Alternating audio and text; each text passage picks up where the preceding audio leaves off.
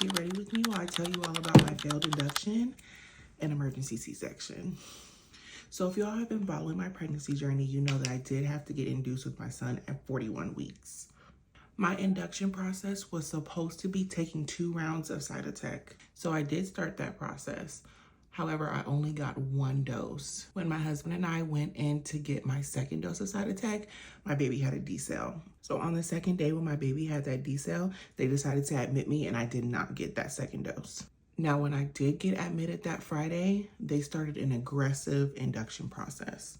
I literally got every induction method that you can get, but we're gonna get to that. The first induction method that they started me on was Cervidil. Baby, that did not work. That Cervidil pain was horrible. I endured 5 hours of contractions to only still be at 1 centimeter. After they took the Cervidil out, they started me on Cytotec. I was getting the Cytotec every 4 hours and I got all 6 doses just to still be at 1 centimeter. After the Cytotec literally did nothing for my cervix, they inserted a Cook catheter. Now, if you all don't know what a Cook catheter is, Google it. But literally, it's not like a Foley balloon. It's 2 balloons instead of 1. So 1 balloon is sitting at the top of your cervix and the other balloon is sitting at the bottom of your cervix to try to get it to expand. Now, the Cook catheter insertion was the worst pain that I could have ever dealt with. Now, the Cook catheter was somewhat successful because I did end up dilating to at least 4 centimeters because it did come out. But this is now Saturday night, maybe Sunday morning. So now, early Sunday morning, they are starting me on Pitocin. My nurse was increasing my Pitocin dose every 20 minutes. I ended up on the maximum dose of Pitocin, and my body just plateaued at 8 centimeters. It would not dilate any further. By this point, it's Sunday night, and the contractions are horrible. They're coming nonstop.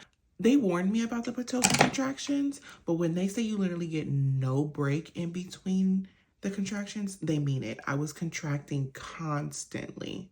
At some point early Monday morning, my son started having D-cells. Now, when my son started having D-cells, they decided to call it. They said, we're not doing this anymore. They weren't allowing me to labor, and they did decide to give me an emergency C-section. I was so sad because during this whole process, I had no pain medication. I was trying to have a natural labor, so I decided not to get any epidural or any pain medications. So it's like I went through all of that just to be cut open, which was far from the plan. Even though that process was very disappointing, just the entire thing, my body refusing to induce, going through all of that pain. But I try to look at it as a blessing in disguise because when they pulled my son out, they did say he was nuchal ×1, meaning the umbilical cord was wrapped around his neck 1 time. So imagine if I would have gave birth to him naturally, who knows what could have happened. The moral of the story, you can plan as much as you want for your birth, but babies are gonna do what they wanna do. And things are not always gonna go as you planned. So when it comes to pregnancies and births, just be open. But yeah, y'all, that is my pregnancy story. Failed induction and emergency C-section later, and I have my beautiful baby boy.